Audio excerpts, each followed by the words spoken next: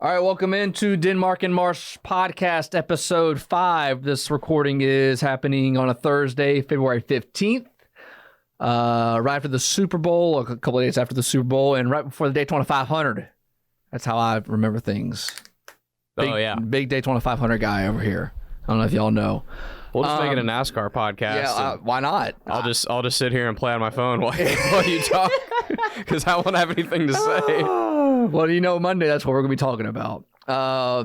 So, want to get into Jags. The tag opens up Tuesday. We really haven't talked to any Jags much on this podcast yet. And then the Gators, the over-under, FanDuels came out. They've said 5.5. We're going to get into that.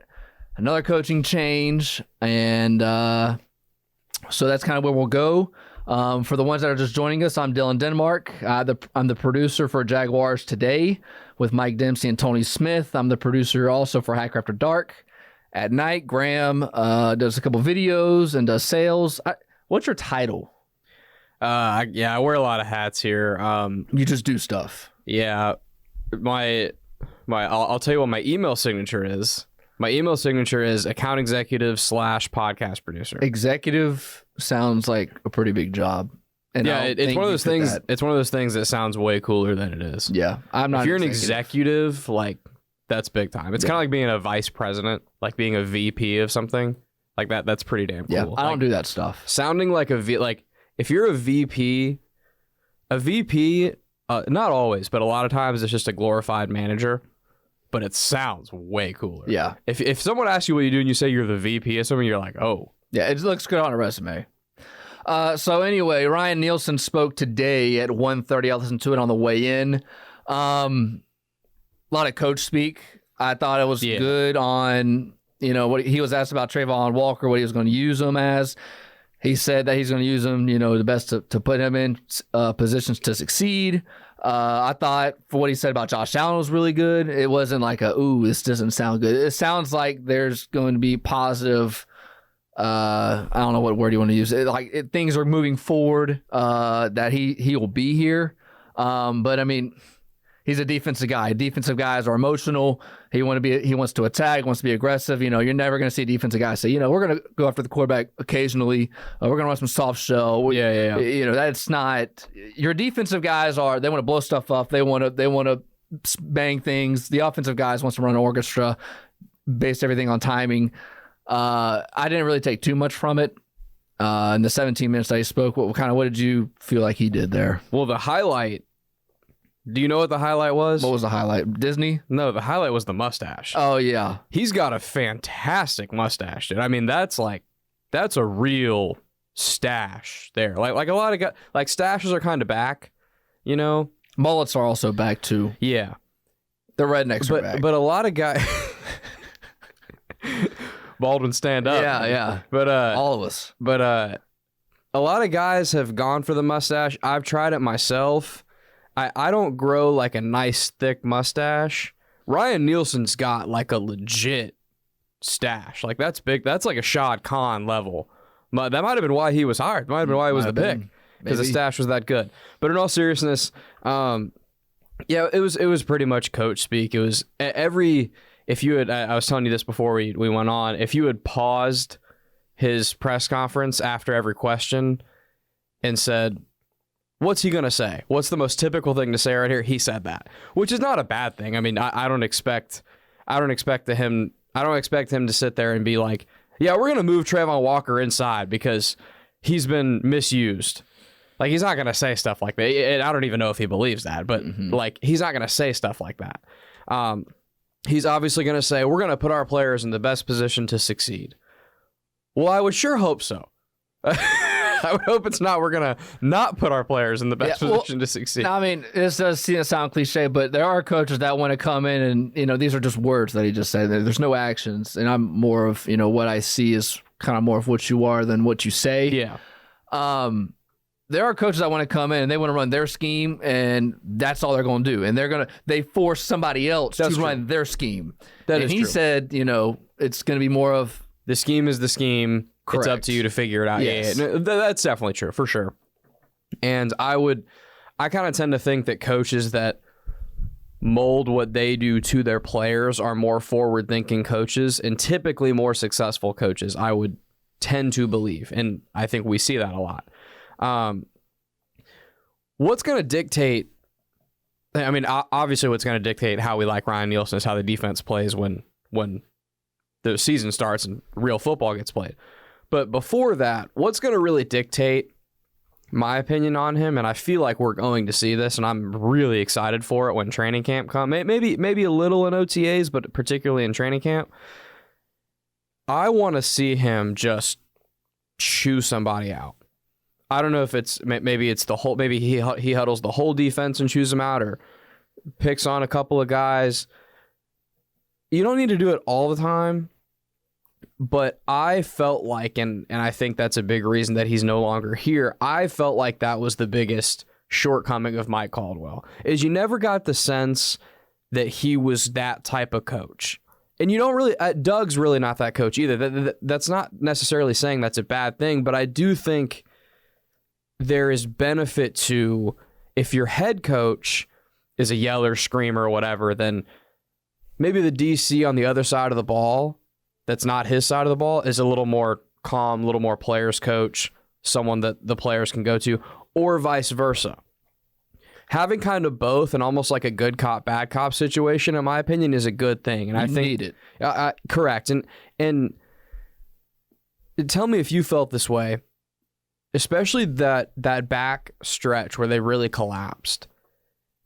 It didn't ever feel like anybody was willing to be that guy. No. And player, coach, anybody.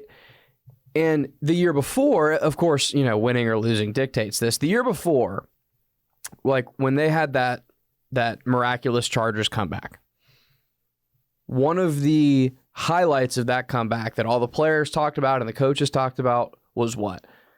We all stayed calm. We all stayed composed within ourselves. And you felt like that kind of carried itself into this past season, and especially that back stretch, there were all these games where they just were not playing well on both sides of the ball. And the defense got worse and worse and worse as the year went on. They started off really strong. Through about halfway through the year, they were one of the better defenses in the league, and then really started to fall off, and that's really what their whole team started to fall off. It never felt like there was that guy. That was what Chris Jones did in the Super Bowl. Bring everybody together. There's never that. And I believe that the main reason Ryan Nielsen is now the defensive coordinator as opposed to Mike Caldwell is to be that guy and to instill that type of accountability. And if things aren't going well, to rip into people and say, hey, this is not good enough. The biggest thing for me is, it seemed, okay, now I'm never at camp. I'm never in the locker room. I'm never like you and Mia and Gus here and Hayes. I'm not there. It felt like, as an outsider, that Caldwell wasn't a leader, that he, at the end of the season, at the very last game against the Titans, Dewey said, we weren't playing assignment football. Like that's kind of indictment on your coaching staff. In the last game of the season. It's the last game of the season. In a game you had to win. It's not week one, man. Yeah. And also, too, another big thing is when you have an offensive coach, Peterson,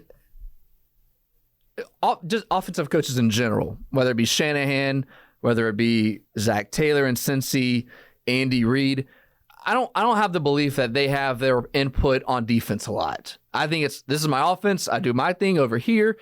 DC, you run your entire defense over here. So even though that Nielsen is a DC, he runs the entire defense, and it's like, okay, you do what you want with. Like, there's not going to be much input from the head coach. So I think that it's even more important on top of, there is this building pressure that if Doug Peterson doesn't perform this year, he might be let go. And, you have a good quarterback, and all these pieces are in place for you to succeed now. So I think that's why, Nielsen was a good hire, because you've seen what he's done in New Orleans. You've seen what he's done in Atlanta. He's been able to adjust, to two different staffs, two different teams, and made it be well. And, again, cliche, but he said he liked what he's seen from the top to bottom. He's never talked to Doug Peterson until he talked to him on the phone before he came here. But everybody around him, he said that Doug Peterson was a good guy, yada, yada, things that we already know. And that's why he's here. I'm going to look forward to him chewing somebody out. I need that back. I think it'd be your D-line. If I had to guess right now, like you get to camp and something's not going well, it's usually your line of scrimmage. Your guys at line of scrimmage are the guys that usually can take the yelling and the screaming more than guys on the outside. Guys on the outside, like you're not saying like any names in particular, but like Tyson Campbell's and like your DWs on the outside, those guys get more of the fame and the notoriety. And usually as a coach, and I'm just speaking from like the high school level, like on the outside, they want all the pub. So like if you want to talk something to them, you pull them aside, be like, hey man, turn here, turn there. Linemen, they never get any blame. They never get any praise about anything. They're the ones that you can yell at. It'd be interesting. We talked about in our episode 1. We talked about camp and being more physical. I'm almost positive that we'll have a more physical training camp. Yeah. With this new DC. Yeah, they need to be in pads more often. And I know that the league mandates how often they can be in pads, and maybe they did max out the amount of time they can be in pads. I'm not totally sure. I remember the timing was a little bit weird when they were and weren't in pads, but they were, I believe, if I recall correctly, they were in pads a lot early in training camp, and then they kind of took them off as they got closer to preseason and then through preseason. Maybe it's more pad popping as more ball gets played when you're playing against other teams too. So yeah, I mean, I'm excited for the accountability factor. Now, all that said, Ryan Nielsen being here isn't going to make Trevor Lawrence and Calvin Ridley get on the same page. No, it ain't going to make that offensive line move bodies any better. It ain't going to make Travis Etienne do better than 3.6 yards a carry. The one thing that's the side of the ball that was more concerning to me by the end of the season anyways, even though the defense had its issues. Don't get me wrong. I'm not saying it. And I was a person that was ready for Caldwell to be let go. I felt like a change was needed. And maybe in terms of the overall locker room vibe, it does improve with Ryan Nielsen, which could rub off on the offense a little bit, particularly on the offensive line. And hopefully in a perfect world, the offensive and defensive lines just have some battles in training camp. Like, I hope Phil Rauscher and Ryan Nielsen are going at it with their groups at each other all training camp, because those two units, with the exception of Josh Allen, Trayvon Walker, and I think maybe Cam Robinson, all three of them, I think, produced at an acceptable level this past year. I know Cam Robinson got hurt, but when he was on the field, nobody else seemed to have that fire of like, no, I'm kicking your ass. Like, I don't care who's in front of me, I'm kicking your ass. Yeah, well, I mean, you saw when Cam Robinson came back from suspension, like, the offensive line's mentality, like, changed. Like, you look when he came back and he was in London, they were able to run the ball against Buffalo. And they were able to run the ball against when they came back here the first time against Tennessee. And then it kind of, like, it seemed like after those first couple of weeks, whenever Cam came back, like, we weren't able to run the ball as much. So he brings that tenacity and that nastiness. You got to have that line of scrimmage. There's never been a offense or defense. There's never been a good line of scrimmage that's just, that just goes with emotion. Yeah. You don't dominate on the offensive line just by being technically sound and doing what you're coached to do and all. You dominate by being a mother effer. Like, yes. That's how you dominate. The only thing I wish Nielsen would have, he went into it talking about Trayvon Walker. He wanted Josh Allen to be back. The only thing I wish that he was brought up was, what is he planning to do with Tyson Campbell? Because Tyson Campbell's mostly played zone, and Nielsen's defense is more man-to-man. It's press. It's aggressive. He probably given us a generic answer. Like, what's his plan for him? Because outside of Josh Allen and Trayvon Walker, Your next biggest piece is that you're Tyson Campbell. Yeah. And what you do with him. I think this coming season for Tyson Campbell is he's entering into the season that Josh Allen just had. In terms of the time is now. Like, if you're going to prove it, if you're going to prove you're one of the elite players in the NFL, this is the season to do it. Campbell was drafted 1 year after him in 2000, or 1 year or 2 years. I think it was 1 year.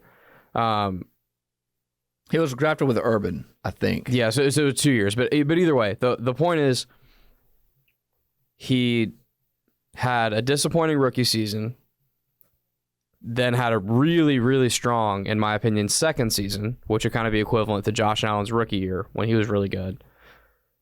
And then last year, injuries and stuff, I get it. But even when he did play, he struggled.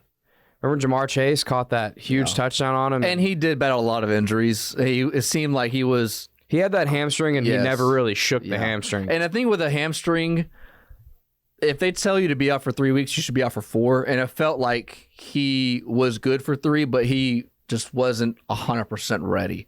And that's not a position where you're covering guys of that caliber like Jamar Chase or whoever. I also don't... You can be, iffy. I also don't know that Tyson Campbell at this point in his career is good enough that he can not play for a couple weeks and be rusty and come back and it's like he never left. Yeah.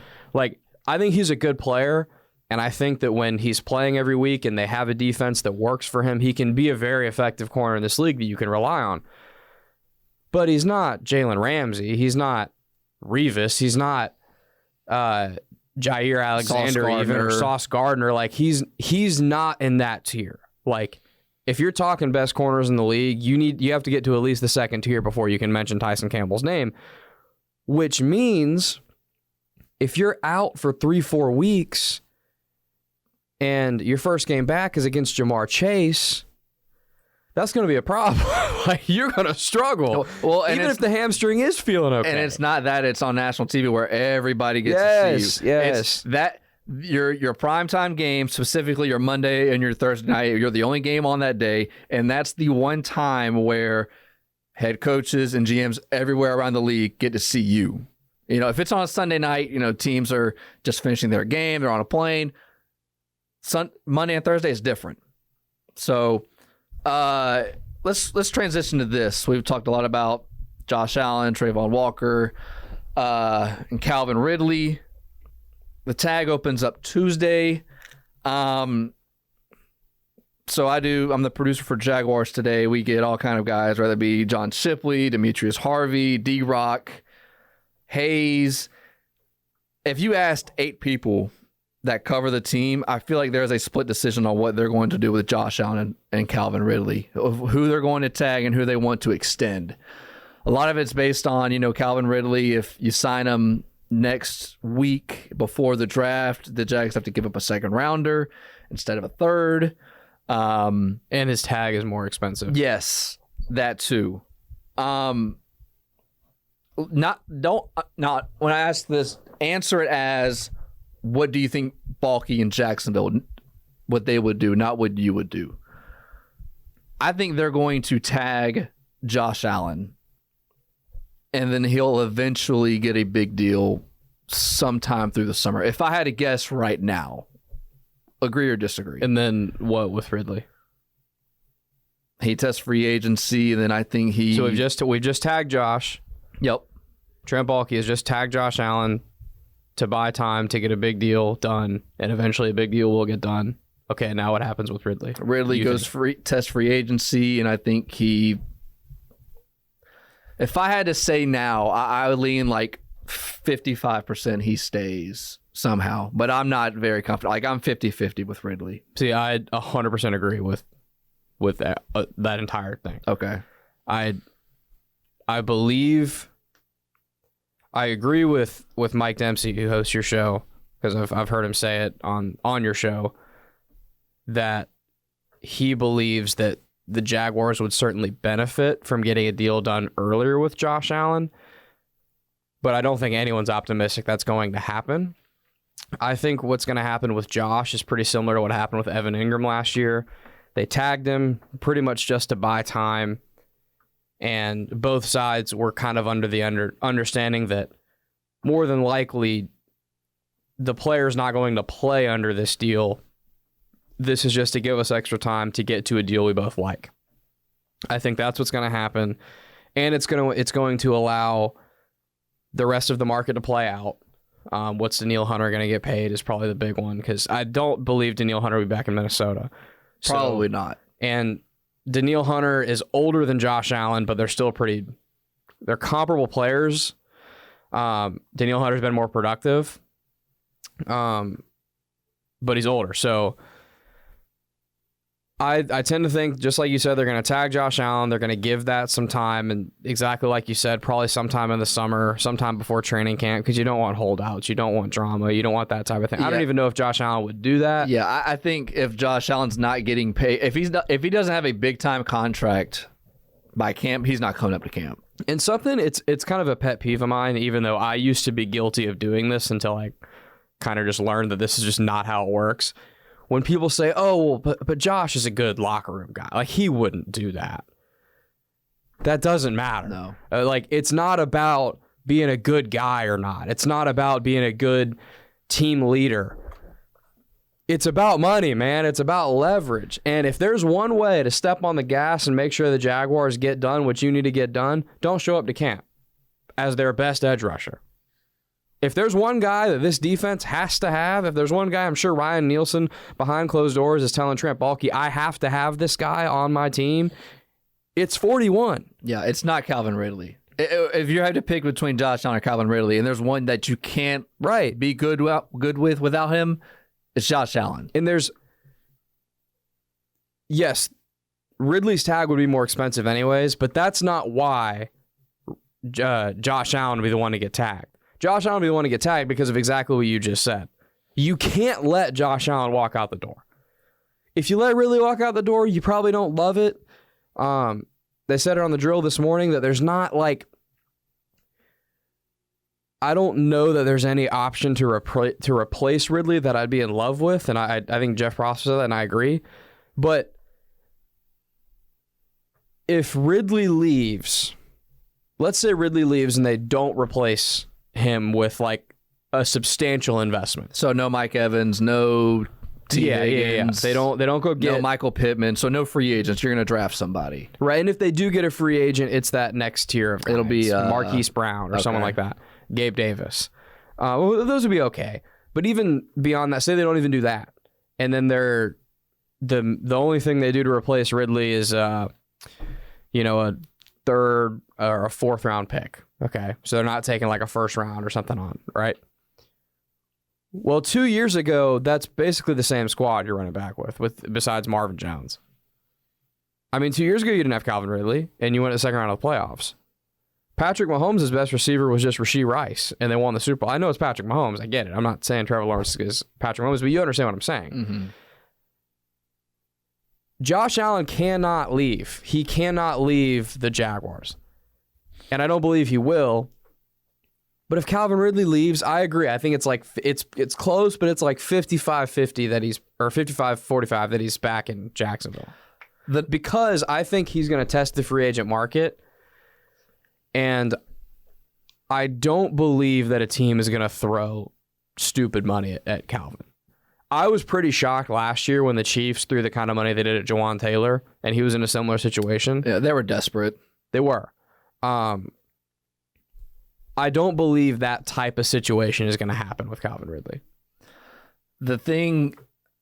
So Josh Allen, if you're in his camp, Bosa's got whatever it is, $34 million. Rashawn Gary, I believe, got 4 years, $100 million, 25 apiece. I would sign on the dotted line right now. I think both camps, $27 million a year for 4 years. So it puts you right over $100 million. I don't know if Josh is going to sign 27. I don't know if he would. So you go. So if you're Josh Allen's camp, how much are you telling Trent Baalke that he's worth? I'm saying I want 30. And then we can negotiate from there. But if Trent Baalke starts the conversation at 27, I'm saying no. I mean, he had 17. He had the second most sacks in the NFL. Yeah, he did. And he didn't have... So if I'm representing Baalke and I go, you've had one good year, and in that 1 year you had 17 and a half sacks. You didn't have those in your first 3 years combined. I agree. And all we're doing right now is doing what they're going to do. I'm just trying to counter. I think it's going to be tough. closer to 30 because, I mean, look, Nick Bosa is making $34 million a year, and Nick Bosa is better than Josh Allen. But is he $7 million better than Josh Allen? Because if you're paying 27 a year and Bosa's getting 34, Bosa's better. Is he that much better than Josh Allen? Because Josh Allen is better, in my opinion, than like the Montez Sweats of the world. There's this big gap between. It's kind of like you just said. Nick Bosa reset the market last year when he got paid, like basically when the season started, and he's making $34 million a year. That's by far the most that an edge rusher has ever been paid, right? And then Montez Sweat is making, I think, $24 a year. And there's kind of nobody in the middle of that right now. And the expectation is guys like Josh Allen, guys like Danielle Hunter are going to fit somewhere in the middle of that. And the tag is going to be to buy time with Josh Allen and kind of see how the rest of the market plays out, particularly with Danielle Hunter, because, again, I don't think he's going to be back in Minnesota. I think that when free agency opens up, he's going to end up on another team that will throw a bunch of money at him. What Danielle Hunter gets paid, I think, is going to set the blueprint for Josh Allen. And I think that number is higher than 27. That's the main reason I say I don't think Josh Allen's camp would sign. The Jaguars, I think, 100% the Jags would. But what if Danielle Hunter gets 29? Then Josh Allen, and then we're going to say 29, the lowest. Yeah. That's what they'll say. I agree. If I had to predict today, I would say Danielle Hunter and Josh Allen are probably going to get nearly identical contracts. So what is Ridley? It seems like his asking price is going to be around $18 million. It's tough because you're paying a lot of money to a guy that couldn't remember a lot of his routes. Yeah, you're playing the back and forth game. If he sat out a year and a half, but also he's a highly talented dude. Yes, he makes your team better when he's able to go, but I mean, I'm sure you were there at camp whenever him and Christian Kirk almost get hurt. We saw how many times where two receivers are close together, mainly because Calvin Ridley didn't remember his route. How not how fine would you be if Jacksonville, if Ridley had to walk? Would you? Oh, what would I say? How hurt would you be if Ridley walked? How hurt? Yeah. Like, would you be like, that's a big piece? Or are you like, eh? If a 10 is what I would feel if Josh Allen walked, then I'd be like a 5. With Ridley? Yeah. Because similar to his chances of staying here, I'm like 50-50 on it. Yeah, I want Ridley back if he's not stupid expensive, like $23 million. Because here's the thing. I still have the belief that Trevor's a good quarterback. He is of the top 10, top 12 quarterbacks. You know, I saw the other day that Trevor wasn't top 12 on the NFL odds list for MVP. Like every other quarterback was ahead of him. Obviously, at his best, I think Trevor still can be that, and I think he'll be better. I think you learn. You know, you learn from your mistakes, and I think Trevor will be better. He has to be. And you're playing for a contract. So yeah, this put up or shut up time. This is the first season that if he underperforms, the conversations start to get real weird. Yeah. At the end of the year. If he has a similar season to what he just had, and I get the injuries, I get that's obviously a big part of it. I find it extremely hard to believe he would not have performed at a much higher level had he been more healthy. I mean, he had the guy had 15 injuries that he was playing with through the whole season, basically. He only missed one game. But all that to say, if he has another year that we're kind of disappointed about, don't really love, I'm not saying that I will be in the camp of let's move on, But some people probably will get to that point by this time next year. Again, if he has another disappointing season. And that doesn't mean the team will, but the smoke is going to get much thicker. Well, and here's my point with Ridley. So if he walks, I don't think Jacksonville is going to get a free agent wide receiver. I don't think they're going to spend money on that. Not of that type of caliber. No, I think they'll get an interior D lineman somewhere. They might get a center guard. Probably not. They should get an interior D lineman or 12. Yeah, please. a couple 6 of them. Because here's the thing with the draft: you have your Marvin Harrison at the top. He'll go top 5, at worst top 10, and you have like legitimately 8 guys that are going to go in the second round. It's arguably the deepest receiver draft in the history of football. It's this one and the 2021. So if we have the belief that Trevor is going to do this and do that, and you put him in the caliber with all the quarterbacks that you think are of the top 10, all of those quarterbacks develop some kind of young guy. Like you saw, again, you mentioned Mahomes with Rashee Rice. We've seen Jalen Hurts. It doesn't matter, when he had a good offensive coordinator. His receivers are good. Like the quarterback elevates the receivers. I would rather Jacksonville spend all their money on the D line and all of the other issues, and not spend money on a top receiver that I know I could get more value somewhere in the draft. Maybe somebody that pays that's a lot less in free agency, than spend a lot of money on Calvin Ridley, or if he walks, spend money on Mike Evans or anything like that. The way Hayes Carline put it, and he was way ahead of this. This was like 2 years ago. He talked about this when they signed Zay Jones and Christian Kirk and Evan Ingram, and they got all these free agent weapons. He said at the time, because obviously the fan base was excited that they had gone out and gotten all these guys, and they should be. A lot of those guys are still some of their top contributors. Hayes at the time said, again, it's like 2 years ago, he was like, the one concern is that they haven't really drafted somebody for Trevor to grow up with. And that's the way he put it, which I thought was an interesting way and a good way of putting it. Trevor's still a young player, and Trevor's still learning a lot himself, developing himself. Because all of their additions have been free agent additions, they're all older than Trevor, and they're just in a little bit of a different stage of their career.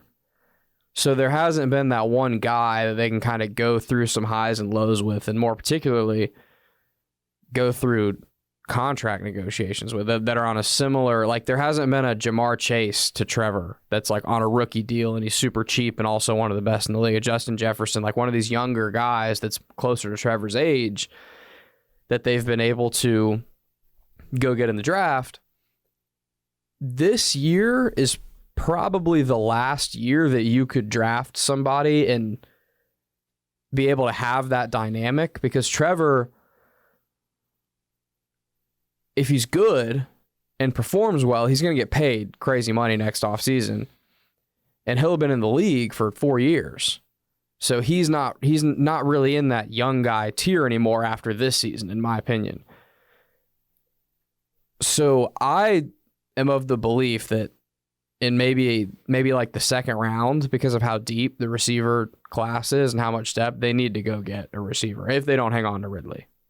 Yeah, I agree with you. Let's move on to college football. So the over-under wins came out for the Florida Gators and the rest of the SEC. The highest win total was, I think, Texas, Georgia. There might have been another team at 10.5. Man, that was weird hearing you say Texas. Yeah, Texas. Oklahoma was, I think, 7.5. Florida was at 5.5. I'm looking at the schedule, and I'm being generous here. They're pretty low. They're only like maybe 2 or 3 teams below them. Yeah, Vandy was 2.5. South Carolina and Arkansas were tied with Florida with 5.5, and there might have been, I think Mississippi State was below them. Maybe I might be wrong on that. Looking at the schedule, just skimming it. 1, 2. Well, say it out loud. Let's do it on the pod. All right. Are you a favorite against Miami? Are you a favorite? Does Vegas have Miami as a? They'll be a favorite because it's in Gainesville. Because they're at home. It'll be Gators minus 2.5. Yeah, probably. Samford too. Yeah. A&M at home. That'll be A&M minus 2.5. Okay, at Mississippi State. At Mississippi State. That's... I feel like they'll give the nod to Florida barely. I think that's Florida minus 1.5. All right, 3. UCF at home. They should be a favorite. UCF at home. Florida 4.5. All right, at Tennessee. Well, but all by the way, they can easily lose the UCF game. Yeah. But I'm just speaking from what does Vegas have these games if they had to put a spread on it right now? You would be four games favorite after UCF. You go to Tennessee. At Tennessee. Not going to happen. At Tennessee. Tennessee's going to be favored by 7.5. Kentucky at home. You're maybe. That's a pick. I would say no. And obviously they'll have played a substantial amount of games then it's probably the best team, Georgia, no. At Texas, LSU at home, Ole Miss at Florida State. After Kentucky, they're probably not going to win again. Yeah. You'll get lucky if you win 2 of those games. I mean, you just said it. Georgia at Texas, Ole Miss at home, Ole Miss might have the best team they've ever had. Yeah. Florida State. Who am I missing? LSU. You get LSU at home, but it's still LSU. Who's better than you? They're not going to win, dude. They're going to go 0-5 at the end of the season. So really, the 5.5 is all the beginning of the year. It's before last year. The only way you hit the 5.5 is basically if you go damn near undefeated before the cocktail party. You need at least like 4 wins before the cocktail party. And then you got to hope and pray that you pull off a miracle at the end of the season and win maybe one of those. So here's my this and you is still my wouldn't opinion. hit that. So Florida, if Vegas is right, and I think they're pretty close to it, I would be surprised if they win 6 games right now. I would take 6-6 and I would run with it. You are now going into your 4th consecutive season with having a losing record. Billy Napier is probably gone. And then, but also, then you have Greg McElroy, who goes, I think it was his podcast. He does a radio show in Birmingham. He thinks Florida's going to be a lot better than people think. He had the opinion that they beat Tennessee last year. They upset them. They didn't finish well down. Yeah, they didn't finish well down the stretch. But he thinks that Florida can turn it around. I don't see where Florida can say outside of that first front stretch that we can still win 8 games once we get to Georgia. Well, college football, we've talked about this 100 times before we started this podcast. How many times have we talked about how much momentum matters in college football? It's everything. And how much it happens in the NFL too, but you would hope in the NFL with professional athletes that are getting paid that they're a little bit more secure in themselves as football players. But in college, what a team thinks about itself is critically important. Well, and it's not to cut you off. It matters even more in the beginning of the season because bad teams don't know they're bad. Bad teams could start 2-0 and they'll feel good about themselves. But you get to November and you don't have anything to play for, and then you're checked out. How many times does that happen in college football? Think of Florida in 2021, the back half of that season, but before Dan Mullen got fired. That team, I've never seen a college football team have less faith in itself. I mean, they would just show up and just totally lay down. And it was the same team that almost beat Alabama week 3. Yes, exactly. Correct. The same team that almost beat Bryce Young, Jameson Williams, Nick Saban, and Alabama week 3. A team that went and played for a national title. And the only team that beat Georgia in their national title run. Florida took them to Florida was a missed extra point away from, in my opinion, winning that football game. A month later, they couldn't. They got ran off the field by South Carolina. I mean, they would have lost. They would have lost. They would have lost to Boston College. They would have lost almost any Group of 5 school. Yeah. They had given up so hard, and it was like you were like 4 weeks removed, basically, from that Alabama game. So anyway, carry that into now. If Florida goes into the cocktail party And they are, how many games they play before the cocktail party? Is it 6? Yeah, 6 or 7. So say that they are 5 and 7. Okay, so say they're 5-2 going into the cocktail party. All right, you feel good about yourself, even though you're going to lose. You're going to lose to Georgia, so now you're 5-3. Okay, well that's still not bad. You're not a terrible team or anything. And then you're probably going to lose a decent amount of those other games in the backstretch. But let's take our chances. Let's see how Ole Miss handles the Swamp. You know, let's see if Florida State is not what they have been in the last few years. Let's see if they've taken a step back. Like, if you have a confident team going into some of those games, I don't think at Texas, because I think Texas is still going to be pretty damn good this year. There's a reason that they have one of the highest win totals coming into the season. I think Texas and Georgia, you got no shot. Those are the 2 games that you don't even got to play the games. They're not winning.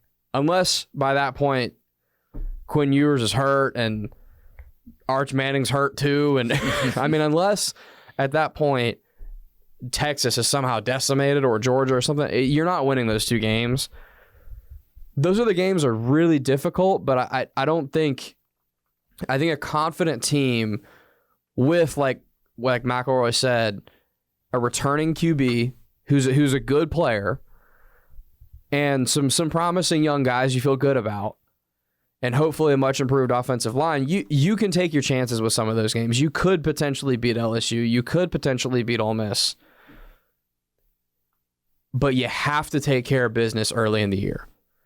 Because even though those are much harder games and a much harder schedule than most of the country has to play, those still are your best chances of winning.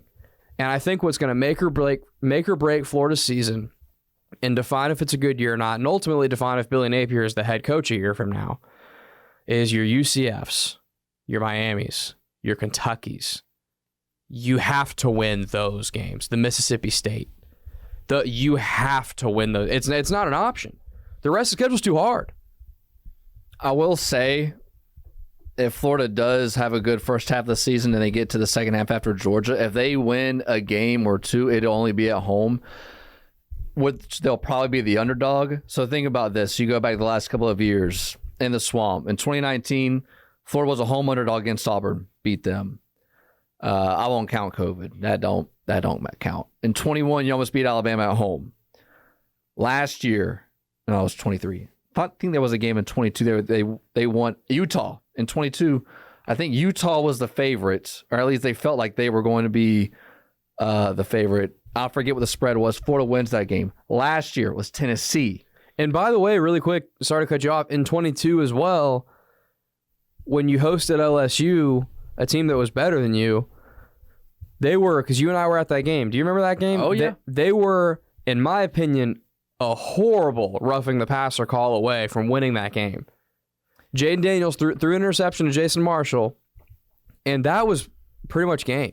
Well, Florida... Well, not game. Florida had to go score, but yeah. It was one of those games where both teams were scoring every possession, and one turnover was going to be the difference. Well, in the game. Florida went into the fourth quarter down 21, and then Anthony Richardson had that big run to start the fourth quarter, and made it a 14-point game. It was like, oh, we have a shot. All those other games I mentioned, it was like we were in the game the whole time. Yeah, that's fair. That's right. Okay. So if you're looking at a schedule, Florida against either LSU or Ole Miss is your best opportunity because you're at home and hopefully you're still playing for something by that point. Because if you're already checked out and there's already, not just noise, but there's like serious talk about Napier's out of the building already, or that's probably going to happen if he doesn't win, I don't think that home underdog thing matters. And hey, man, what if Florida State's not what they have been?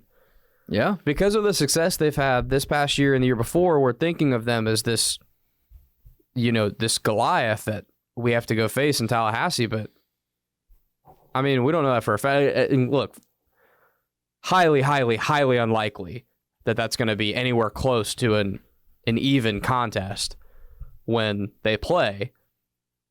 But Florida State has a lot of unknowns. So that's the only away game of those Giants that I think they have a chance. Texas, they have no chance. Yeah, I'd agree. If you had a bet over under 5.5 right now, you'd take what? I'd take the under, and I'm pretty confident taking the under. I'm not confident. I would take the under as well. I think they're going to hit right at 5. I think they're going to win exactly 5. Okay. And I don't think Billy Napier will be the coach a year from today. Yeah, I agree with you. And I was on this last year after his first season. I remember I was talking to Hacker and Matt Hayes about it. And I remember telling them, I said, in 2 calendar years from now, Billy Napier will not be the head coach at the University of Florida. And that was about a little over a calendar year ago now. Because we're in February. It was like Christmas time. I said that. It was right after the Vegas Bowl when they just got murdered. Depleted. Yeah. Because I was just like, look, man, they're never going to get, the schedule's too hard, and I don't think he's a good enough coach to get up off the ground enough to ever really get this thing in the direction that you would believe he would if you're a Billy Napier believer. I mean, look, and the fan base isn't going to put up with it. If you're not, I'm trying to think realistically, not the crazy fans that just talk mad, whatever. Billy has to win 9 games in order for the fan base to be okay. I'll give you another year. And look, you just said, without saying it, that you think Billy Napier is going to get fired. Yeah, you just said it because you said I have no faith they're going to hit the over. If they don't hit the over, Billy Napier will not be the coach at the beginning of 2025. It won't happen. There's no way. No. And then there's no way you can keep a coach of Florida if he has 3 consecutive losing seasons. It's not going to happen. It's not. When you look at every other big program and you see guys come in and instantly come in with the portal, whether it be a Norvell or a Brian Kelly or Lincoln Riley when he went to USC. I'm sorry, I might be thinking over the top, but I believe Florida is that caliber of a program with those teams. I do too.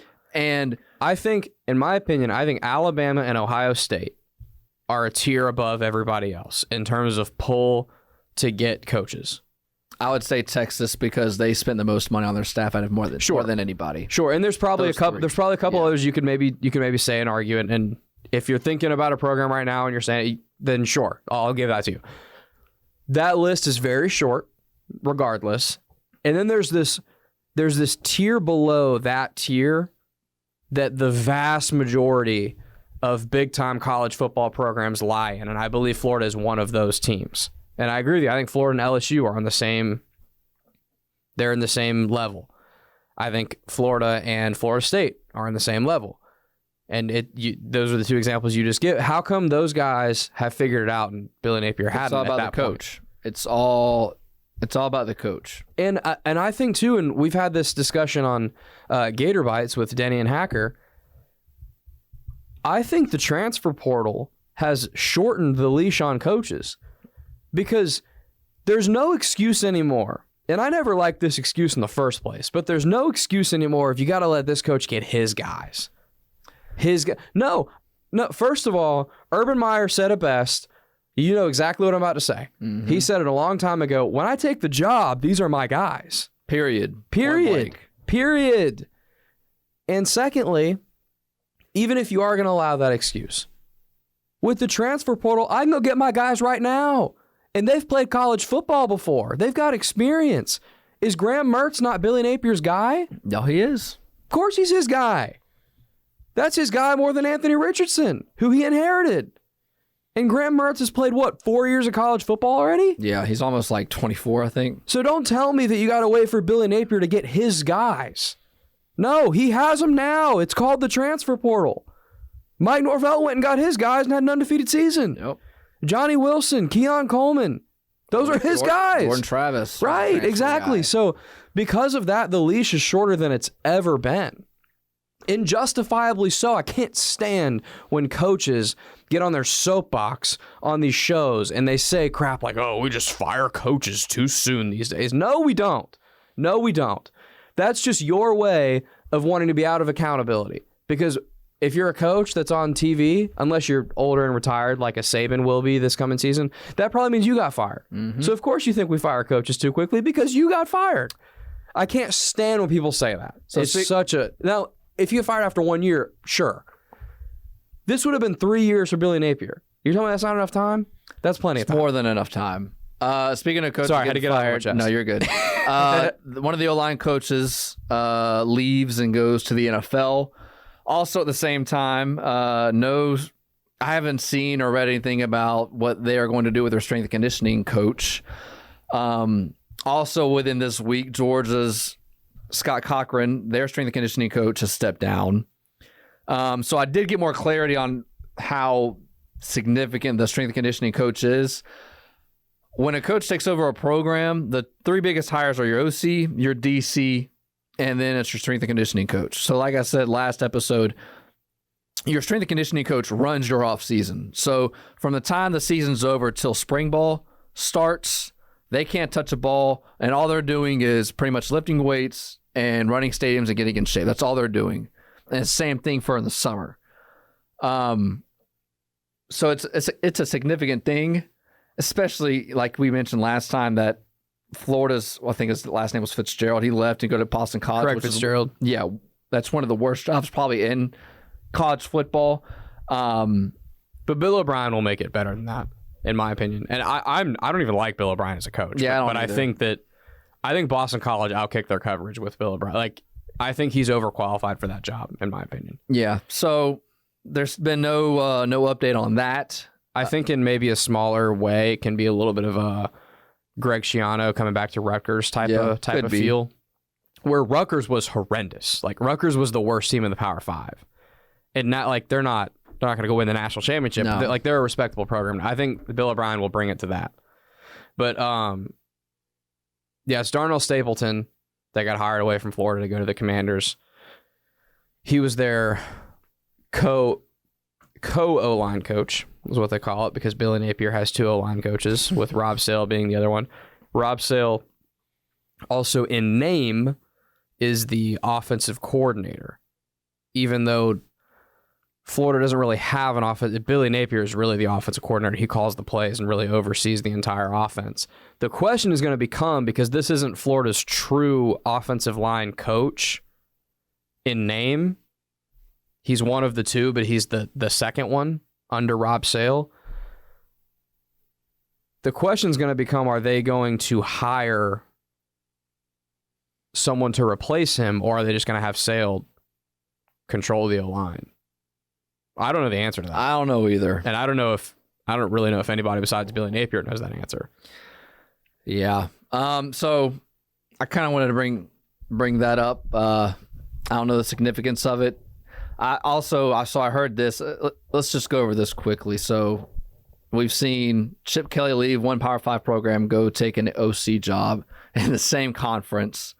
Was it Georgia State's head coach left there this morning to be the tight ends coach at South Carolina. You eliminate this by getting rid of the early signing day. Now, if I were the college football czar and I had to say, you run college football, what do? I make early signing day in July. You do it before the season. You make sure it's all out of the way. That way, in my opinion, you eliminate all this coaching carousel stuff, because we believe like this was crazy.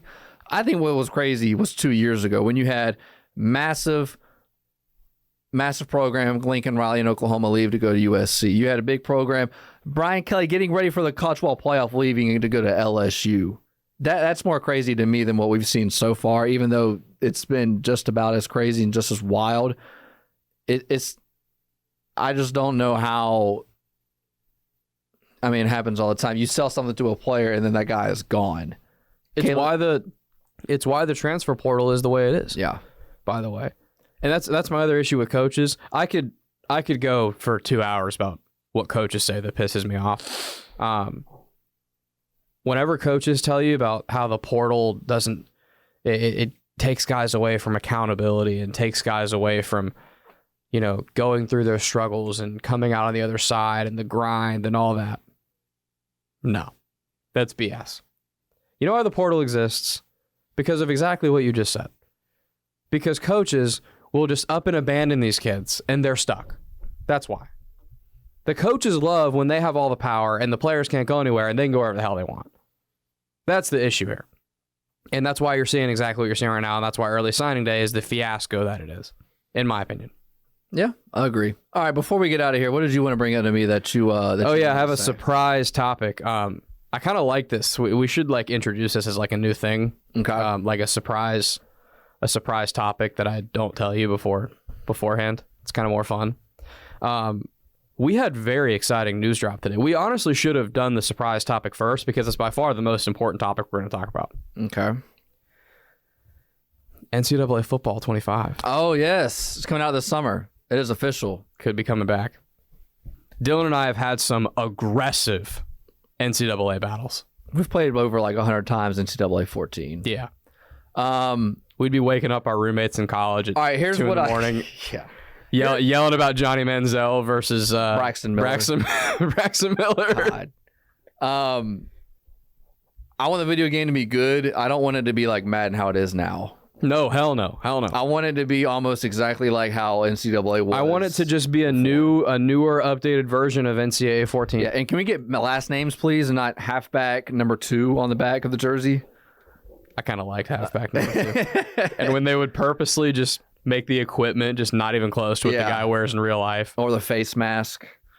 Make it like 3 bars instead of 1. I remember in NCAA 12, that was Jeff Demps's last year. Jeff Demps had these big elbow pads in the game and this like terrible face mask. It's like, Jeff Demps looks so much cooler than this in real life. But I mean, I haven't played any Madden or obviously no NCAA. Any of the new sports games, like I kind of gave that up in 2014, 2015. Like 2K14 was the last game that I really played. NCAA 14, Madden 16 was the last one I really played. After that, it was like playing Madden was almost like you had to know like exactly what you want to do because it was like, you know, your zone guy in Madden 04 would just sit there. And now it's like the new Madden's is like, okay, well, if nobody's over there in the flat, well, then he's going to go and play the middle of the field, which how it is in a real game, but I don't like that in a video game. It's like too realistic. Yes. I don't think... I like playing Madden 04. Like, I can't speak for literally everybody, but I think I can speak for most people when I say that we want to play football video games for fun. We don't want to play to... Like, we don't want to have to, like... You know, watch the tape and break down... Like, write it down on the whiteboard... Our best. We don't need to game plan our best cover two beaters. I need you to break down RPO for me. Yeah, and you know, I'm not trying to before every play identify the mic and see where the pressure's coming from. And no, I'm trying to run fake field goal against Dylan on 1st and 10 because it works because it's a sweet play, which you've done before many times. And you can't cover it. You can't do man. You can't do zone. You can't blitz. It doesn't matter. It's a 2-man route.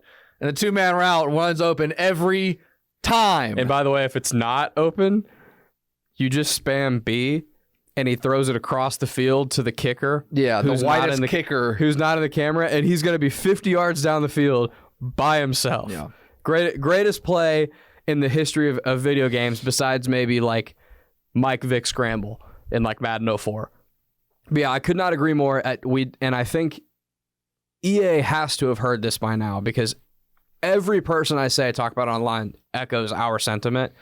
Do not make it like Madden. Well, and the thing is, video games have changed within the last, God bless, 10 years with like streaming and everything. It's almost like I play a little bit of Call of Duty. I'm the worst person on the planet in Call of Duty that plays a lot.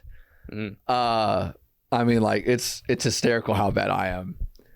But I was really bad, but I never played very much. So okay, it was justified that I sucked because I didn't play a lot. Like, it's almost not fun at times to play because there's so many people that spend their entire day playing Call of Duty.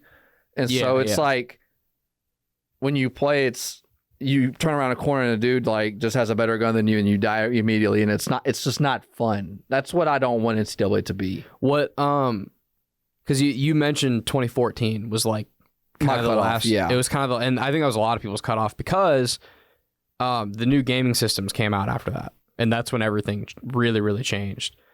versus in 14, most particularly sports games were made for Xbox 360s and PS3s. Yeah.